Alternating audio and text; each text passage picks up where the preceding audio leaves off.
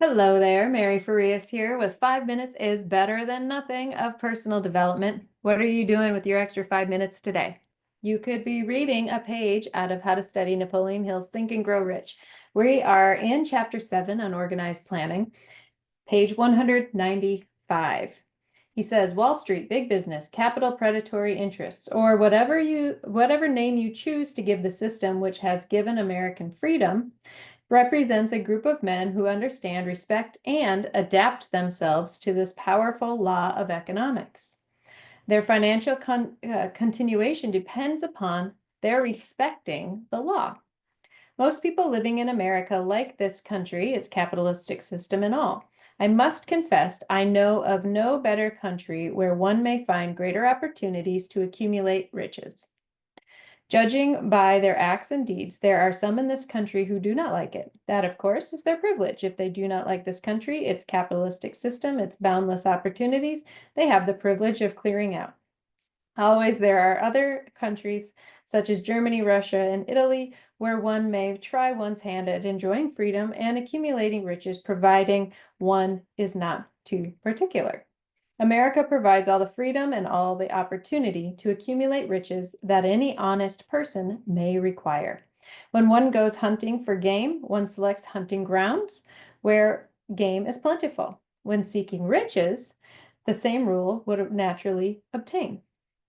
If it is riches you are seeking, do not overlook the possibilities of a country whose citizens are so rich that women alone spend over $200 million annually for lipsticks, rouge, and cosmetics.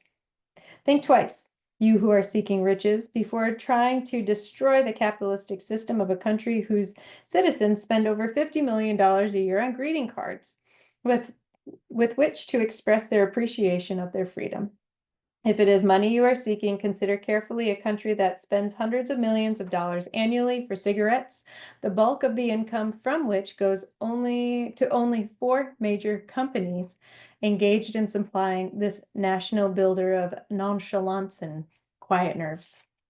By all means, give plenty of consideration to a country whose people spend annually more than $15 million for the privilege of seeing moving pictures, and toss in a few additional millions for liquor, narcotics, and other less potent soft drinks and giggle waters.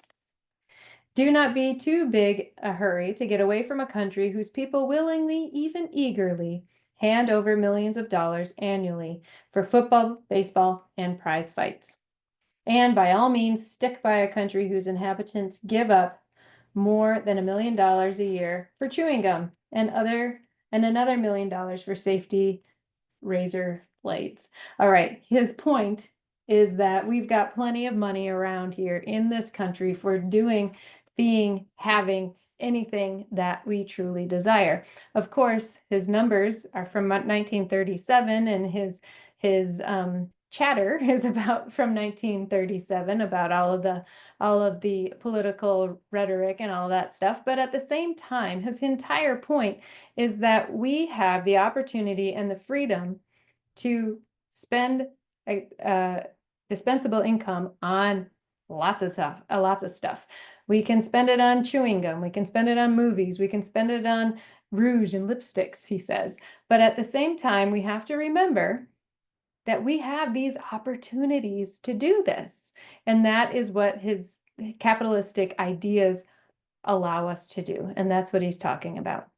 So, one of the things that this personal development, the law of cause and effect, all of this reminds us is that if we do, in fact, want money to come to us, we cannot criticize those who have money.